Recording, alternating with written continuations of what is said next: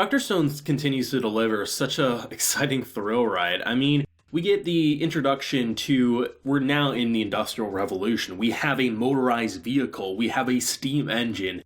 That is incredible, and I'd go as far to say is the most interesting and I think fun thing that Dr. Stone has invented, especially considering that they reused so many of their previous appliances and gadgets so that they could rescue our boy after getting kind of caught up in some shenanigans.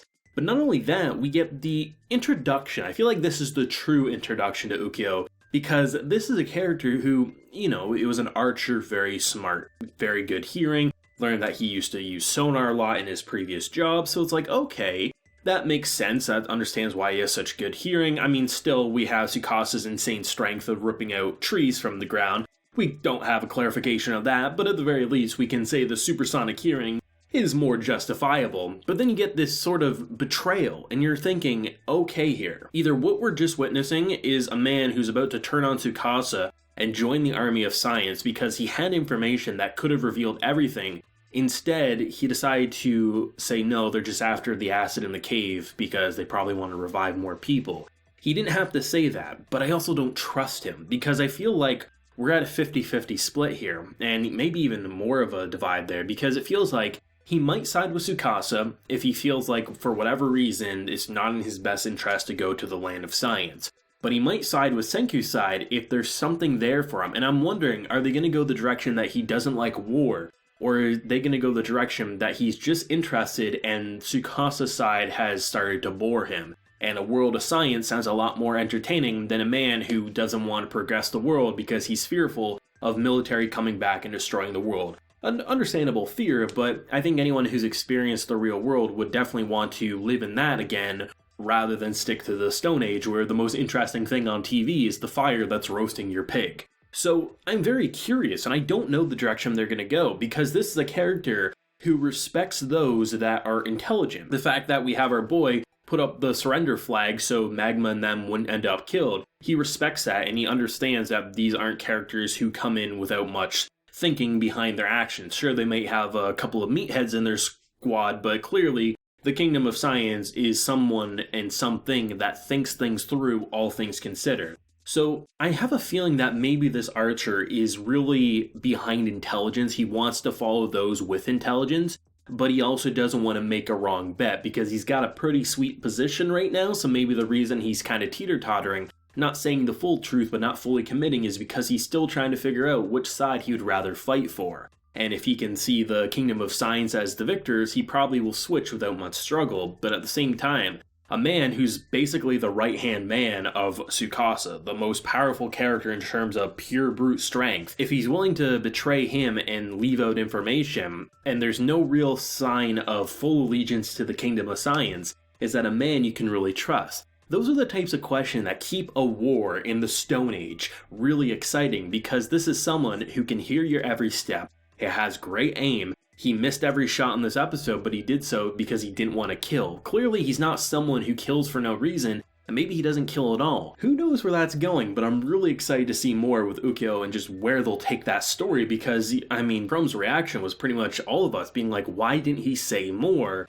Who knows where that's going to lead. I do feel like if Tsukasa does realize that he did lie to him, I wouldn't be shocked if he has the ability to escape without much struggle. He clearly has the best aim in the group, or one of the best aims of the group, and he can hear more than anyone. There's not much struggle for him to get away if kind of things do pile down on him. But the telephone is still alive and well, which it feels getting like scarier and scarier if that's going to remain a hidden secret or not. But the idea of the whole gang pretty much ganging up to say, hey, we're going to make a vehicle this episode, and at this point with everything they've already built, it's not unrealistic that they could build it in a decent amount of time. Though I do love seeing our old man and Senku just getting more interested in building something new than they are about saving their friend, and they have to be constantly reminded of the fact that, hey, we have to kind of rush this through. It's one of those things that you think, now that they have this is, I would say, the first time you really look at what they built and you could say, man, this beautiful landscape that is kind of like been reformed, no longer is tainted by humanity who have polluted it. We're now just putting all this black toxic smoke back in the air. Do you really want 1,000 of those roaming the streets again? Or are we going to clean it up after we rescue our friend and defeat the kingdom that's all about brute force? There's so many things happening and it still feels so well developed. I love Dr. Stone. It feels like because of all the setup we had in the first season, which all that setup was interesting, engaging, hilarious, exciting. Now that we have all those fundamentals kind of groundwork laid out, we can build a car in one episode and we're not going to bat an eye because of all the other things, the furnace and all that we've already created and the labs that we formed. They can do things in a ridiculous amount of time because the character knows how to make it and they have the skills and tools to make that a reality. I walked into season 2 of Dr. Stone's Stone Wars saying that this would be probably the best season of Dr. Stone. Season 1, most people who watched it really enjoyed it, thought it was great, if not a masterpiece. But the thing is we had so much to work off of. Really throw the Kingdom of Science against a Kingdom of Strength. That should be interesting. And it's not like they're going up as the Kingdom of Science with like a couple of bows and arrows and they just have their fists and spears. No,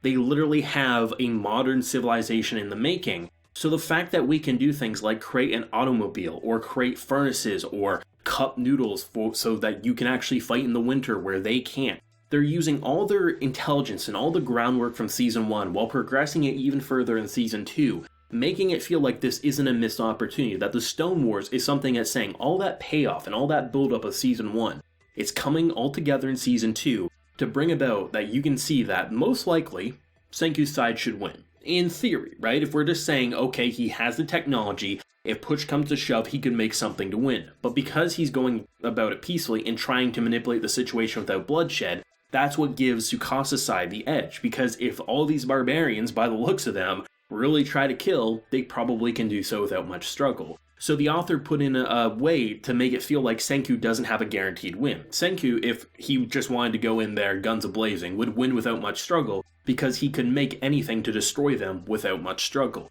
But by giving Senku the idea of wanting to bring about this peacefully, that gives a wedge that makes it feel like it's not guaranteed, but you still want to put money on his side, even though it's not a guarantee sort of a situation. I love that about Dr. Stone, is that they know how to keep the stakes there, despite having the ability to make an automobile within a single episode without much struggle. This is one of those shows that continues to find new ways to impress me, and the new characters that we got introduced to with Season 2 are so fascinating. The idol fanatic last week to now a mysterious archer who you don't know is a friend or foe or completely neutral. Those are the types of twists and turns that keep a season like Dr. Stone alive and well, and we're just getting started. I can't wait to see what's going to happen now that we got the automobile kind of traveling there. They'll get there without much struggle. Our boy's dangling for his life. It's hard to say what's going to happen next, but leave it to Dr. Stone to find new ways to continue to blow us away week after week. Let me know your thoughts and feelings and definitely your favorite moments down below. My favorite moment is definitely that scene after being like, hey, you know, we got crazy flames and our boy's dangling for his life. I thought it was one of the funniest things I've seen in Dr. Stone, but let me know yours down below. If you enjoyed the video, leave a like, share your support, and hit that subscribe button if you happen to be new around here. So until next time, everyone, please take care and have a good one.